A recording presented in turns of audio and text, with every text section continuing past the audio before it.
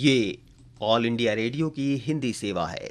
आइए सुनते हैं गजानन माधव मुक्तिबोध की कहानी ब्रह्म राक्षस का शिष्य की रेडियो प्रस्तुति। प्रतिभागी कलाकार हैं अशोक कुमार अनुराग, SM शरीफ और मनोज कुमार चौधरी। प्रस्तुति सुरेश मीणा की है। कहानी सुनने से पहले आइए सुनते हैं लेखक का संक्षिप्त परिचय। गजानन माधव मुक्तिबोध की प्रसिद्धि प्रगतिशील कवि के रूप में है।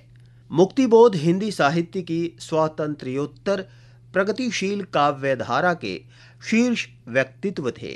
हिंदी साहित्य में सर्वाधिक चर्चा के केंद्र में रहने वाले मुक्तिबोध कहानीकार भी थे और समीक्षक भी।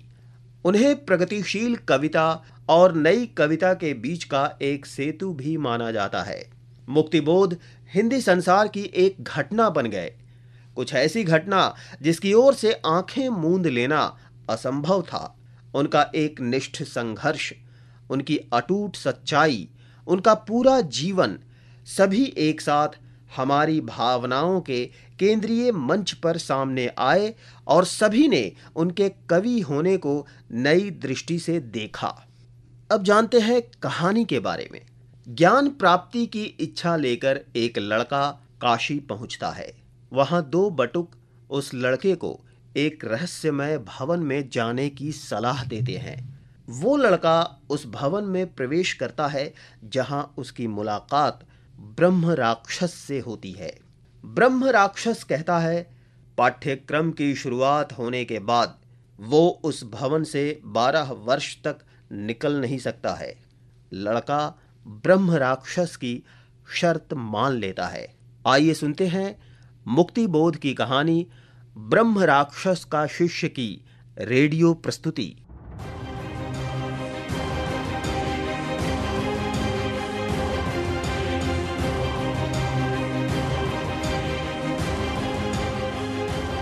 उस महाभव्य भवन की 8वीं मंजिल के जीने से 7वीं मंजिल के जीने की सूनी सूनी सीढ़ियों पर उतरते हुए उस विद्यार्थी का चेहरा भीतर से किसी प्रकाश से लाल हो रहा था।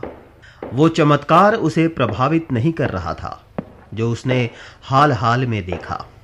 3 कमरे पार करता हुआ वो विशाल वज्रबाहु हाथ उसकी आंखों के सामने फिर से खिंच जाता। उस हाथ की पवित्रता ही उसके ख्याल में जाती, किंतु वो चमत्कार के रूप में उसे प्रभावित नहीं करता था। उस चमत्कार के पीछे ऐसा कुछ है जिसमें वो घुल रहा है। वो कुछ क्या एक महापंडित की जिंदगी का सत्य नहीं है? नहीं, वही है। 5वीं मंजिल से 4थी मंजिल पर उतरते हुए ब्रह्मचारी विद्यार्थी उस प्राचीन भव्य भवन की सूनी सूनी सीढ़ियों पर ये श्लोक गाने लगता है। मेघैर मेदुर्मम्रम वनभवा श्यामास्तमाल द्रुमः। इस भवन से ठीक 12 वर्ष के बाद ये विद्यार्थी बाहर निकला है। उसके गुरु ने जाते समय राधा माधव की यमुनाकूल क्रीड़ा में घर भूली हुई राधा को बुला रहे नंद के भाव प्रकट किए हैं। गुरु ने एक साथ श्रृंगार और वात्सल्य का बोध विद्यार्थी को करवाया। विद्याध्ययन के बाद अब उसे पिता के चरण छूना है। पिताजी, माँ, ये ध्वनि उसके हृदय से फूट निकली।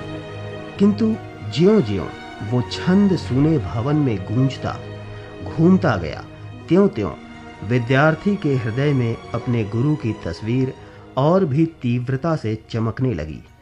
जब वो चिड़ियों के घोंसलों और बर्रों की छत्तों भरे सूने ऊंचे सिंहद्वार के बाहर निकला तो एकाएक राह से गुजरते हुए लोग भूत भूत कहकर भाग खड़े हुए। आज तक उस भवन में कोई नहीं गया था। लोगों की धारणा थी कि वहां एक ब्रह्म राक्षस रहता है।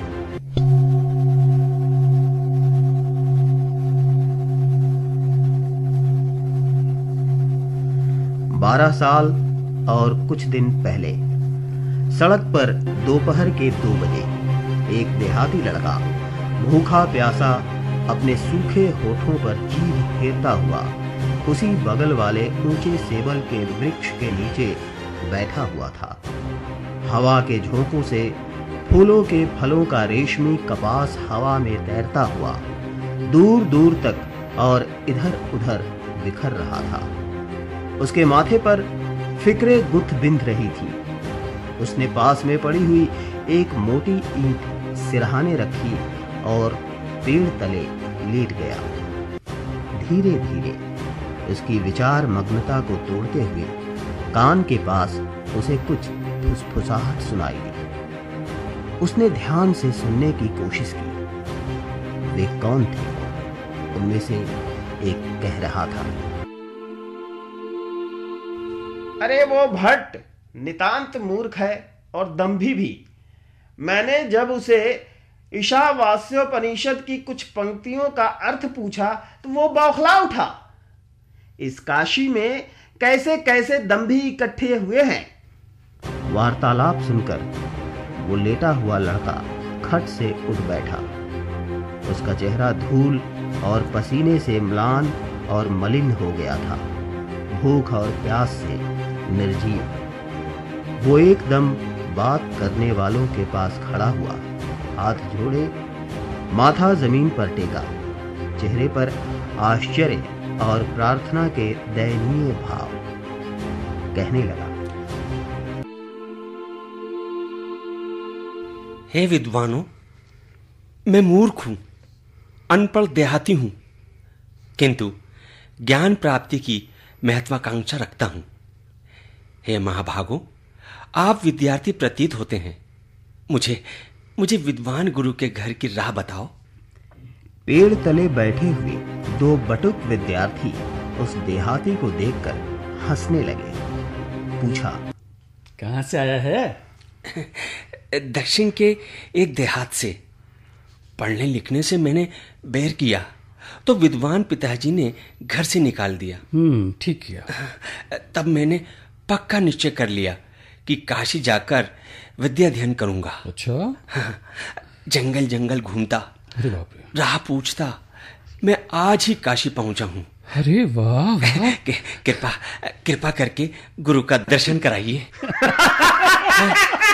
गुरु के दर्शन इतना आसान है?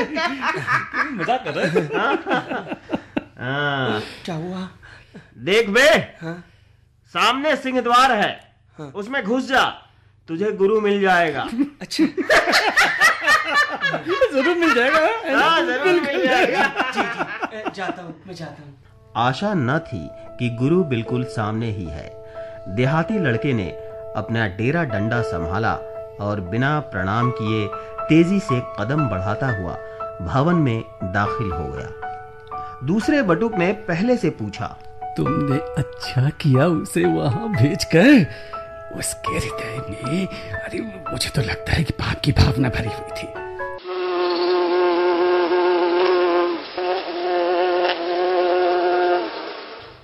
सिंहद्वार की लाल लाल बर्रें गूं गूं करती उसे चारों ओर से काटने के लिए दौड़ी, लेकिन ज्यों ही उसने उसे पार कर लिया तो सूरज की धूप में चमकने वाली भूरी घास से भरे विशाल सूने आंगन के आसपास चारों ओर उसे बरामदे दिखाई दिए।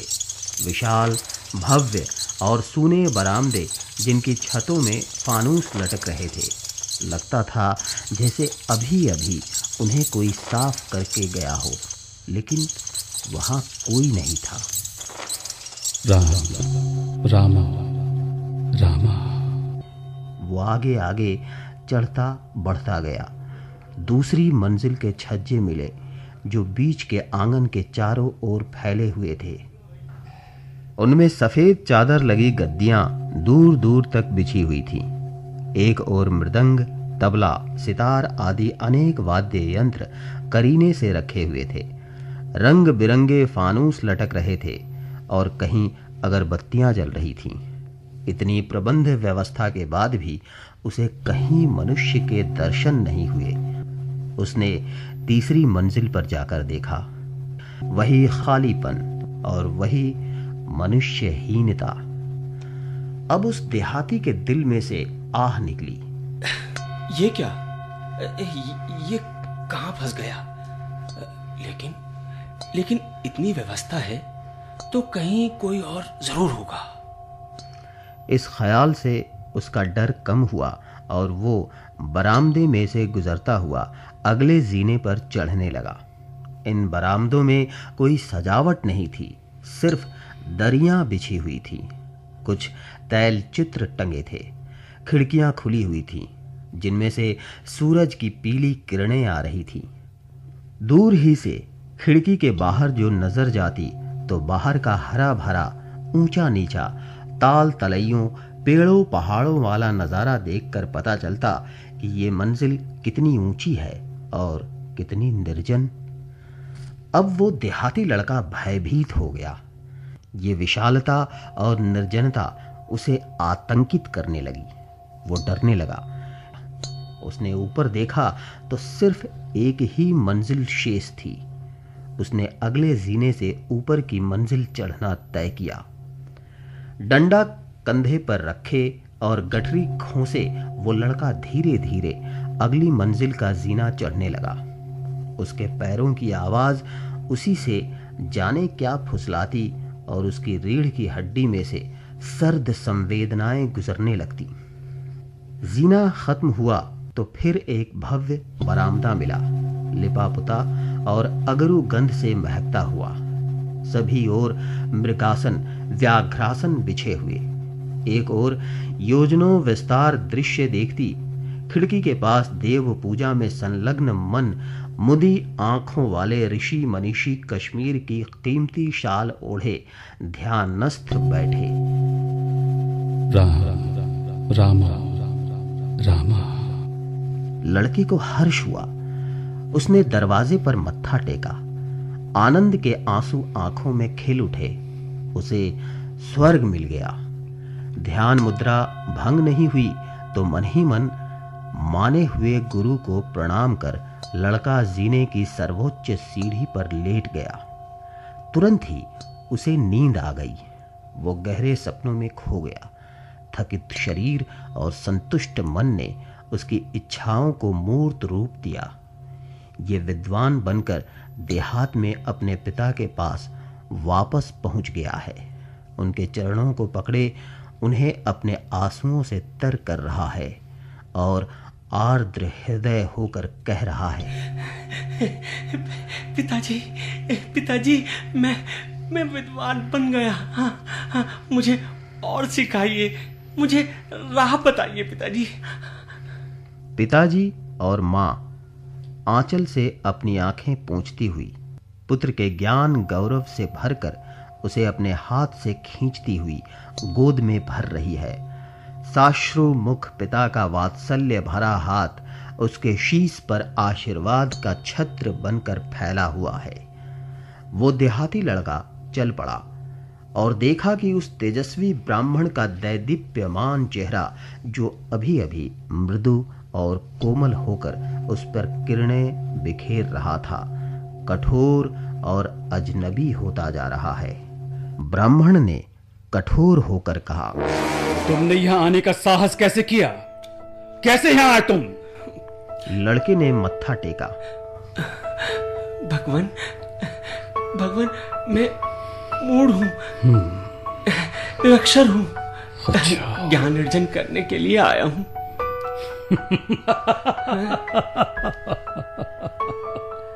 तूने निश्चय कर लिया है?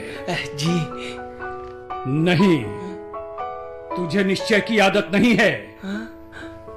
एक बार और सोच ले। जा, कल मुझसे फिर मिलना। जी, बहुत अच्छा। दूसरे दिन प्रत्युष काल में लड़का गुरु से पूर्व जागृत हुआ, नहाया धोया, गुरु की पूजा की थाली सजाई और आज्ञाकारी शिष्य की भांति आदेश की प्रतीक्षा करने लगा। उसके शरीर में अब एक नई चेतना आ गई थी। नेत्र प्रकाशमान थे। विशाल बाहु पृथु वक्ष तेजस्वी ललाट वाले अपने गुरु की चर्या देखकर लड़का भावुक रूप से मुग्ध हो गया था। वो छोटे से छोटा होना चाहता था कि जिससे लालची चींटी की भांति जमीन पर पड़ा मिट्टी में मिला ज्ञान की शक्कर का एक एक कण साफ देख सके और तुरंत पकड़ सके। सोच विचार लिया? जी जी। नहीं, तुझे निश्चय करने की आदत अब भी नहीं है। एक बार पढ़ाई शुरू करने पर तुम 12 वर्ष तक फिर यहां से निकल नहीं सकते। सोच विचार लो। अच्छा, मेरे साथ 1 बजे भोजन करना, अलग कहीं और नहीं। जी जी जी, बहुत अच्छा। और गुरु व्याघ्रासन पर बैठकर पूजा अर्चा में लीन हो गए। इसी प्रकार 2 दिन और बीत गए। एक दिन गुरु ने पूछा, तुमने तय कर लिया है कि 12 वर्ष तक तुम इस भवन के बाहर पग नहीं रखोगे? जी जी। गुरु को थोड़ी हंसी आई, शायद उसकी मूर्खता पर या अपनी मूर्खता पर, कहा नहीं जा सकता। अपने चेहरे पर गुरु की गड़ी हुई दृष्टि से किंचित विचलित होकर शिष्य ने अपनी निरक्षर बुद्धि वाला मस्तक और नीचा कर लिया। गुरु का हृदय पिघला। उन्होंने दिल दहलाने वाली आवाज से, जो काफी धीमी थी, कहा, देख, 12 वर्ष के भीतर तू समस्त शास्त्र और कलाओं में पारंगत हो जाएगा, समझा? जी जी। केवल भवन त्याग कर तुझे बाहर जाने की अनुज्ञा नहीं मिलेगी। वहां बैठ जा। जी जी। और इस प्रकार गुरु ने पूजा पाठ के स्थान के समीप एक कुशासन पर अपने शिष्य को बैठा परंपरा के अनुसार पहले शब्द रूपावली से उसका विद्याध्ययन प्रारंभ कराया। बोलो बेटे। रामा रामो रामा। राम रामो रामा।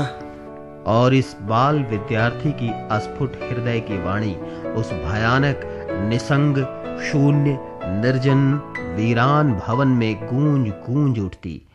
सारा भवन गाने लगा, रामा रामो रामा, रामा रामो रामा। धीरे धीरे उसका अध्ययन सिद्धांत कौमुदी तक आया और फिर अनेक विद्याओं को आत्मसात कर वर्ष एक के बाद एक बीतने लगे। एक दिन गुरु ने शिष्य से कहा, बेटा जी। आज से तेरा अध्ययन समाप्त हो गया है। आज ही तुझे घर भी जाना है, मालूम है ना तुझे? जी नहीं। आज 12वें वर्ष की अंतिम तिथि है। स्नान संध्या आदि से निवृत्त होकर आओ और अपना अंतिम पाठ मुझसे लो। जी बहुत अच्छा। पाठ के समय गुरु और शिष्य दोनों उदास थे, दोनों गंभीर। उनका हृदय भर रहा था। पाठ के अनंतर यथाविधि भोजन के लिए बैठे। गुरु और शिष्य दोनों अपनी अंतिम बातचीत के लिए स्वयं को तैयार करते हुए कौर मुंह में डालने ही वाले थे कि गुरु ने कहा, अरे बेटे, ये खिचड़ी में घी नहीं डाला है क्या? शिष्य उठने ही वाला था कि गुरु ने कहा, नहीं नहीं, उठो मत। और उन्होंने अपना हाथ उतना बढ़ा दिया कि वो कक्ष पार जाता हुआ अन्य कक्ष में प्रवेश कर क्षण के भीतर घी की चमचमाती लुटिया लेकर शिष्य की खिचड़ी में घी उड़ेलने लगा। शिष्य कांप कर स्तंभित रह गया। वो गुरु के कोमल वृद्ध मुख को कठोरता से देखने लगा कि ये कौन है, मानव है या दानव। उसने आज तक गुरु के व्यवहार में कोई अप्राकृतिक चमत्कार नहीं देखा था। वो भयभीत स्तंभित रह गया। गुरु ने दुखपूर्ण कोमलता से कहा, मेरे शिष्य जी। मैं तुम्हें स्पष्ट कर दूं कि मैं ब्रह्म राक्षस हूं। किंतु फिर भी तुम्हारा मैं गुरु हूं। मुझे तुम्हारा स्नेह चाहिए। अपने मानव जीवन में मैंने विश्व की समस्त विद्या को मथ डाला, किंतु दुर्भाग्य से कोई योग्य शिष्य नहीं मिला जिसे मैं समस्त ज्ञान दे पाता। इसलिए मेरी आत्मा इस संसार में अटकी रह गई और मैं ब्रह्म राक्षस के रूप में यहां विराजमान रहा। मैंने तुम्हें बार बार कहा, लौट जाओ, लौट जाओ। कदाचित तुमने ज्ञान के लिए आवश्यक श्रम और संयम न हो, किंतु मैंने तुम्हारी जीवन गाथा सुनी। विद्या से वैर रखने के कारण पिता द्वारा अनेक ताड़नाओं के बावजूद तुम गंवार रहे और बाद में माता पिता द्वारा निकाल दिए जाने पर तुम्हारे व्यथित अहंकार ने तुम्हें ज्ञान लोक का पथ खोज निकालने की ओर प्रवृत्त किया। मैं प्रवृत्तिवादी हूं, साधु नहीं। मैंने अज्ञान से तुम्हारी मुक्ति की। तुमने मेरा ज्ञान प्राप्त कर मेरी आत्मा को आज मुक्ति दिला दी। ज्ञान का पाया हुआ उत्तरदायित्व आज मैंने पूरा किया। अब मेरा यह उत्तरदायित्व तुम पर आ गया है। जब तक मेरा दिया हुआ तुम किसी और को न दोगे, तब तक तुम्हारी मुक्ति नहीं होगी। शिष्य, आओ, मुझे विदा दो, मुझे विदा दो मेरे शिष्य। अपने पिताजी और मां जी को मेरा प्रणाम कहना। जी गुरुजी, जी गुरुजी। शिष्य ने साश्रु मुख ज्यों ही चरणों पर मस्तक रखा, आशीर्वाद का अंतिम कर स्पर्श पाया और ज्यों ही सिर ऊपर उठाया तो वहां से वो ब्रह्म राक्षस तिरोधान हो गया। वो भयानक वीरान निर्जन बरामदा सूना था। शिष्य ने ब्रह्म राक्षस गुरु का व्याघ्रासन लिया और उनका सिखाया पाठ मन ही मन गुनगुनाते हुए आगे बढ़ गया। राम रामो रामा, राम रामो रामा, राम रामो रामा, राम रामो रामा, राम रामो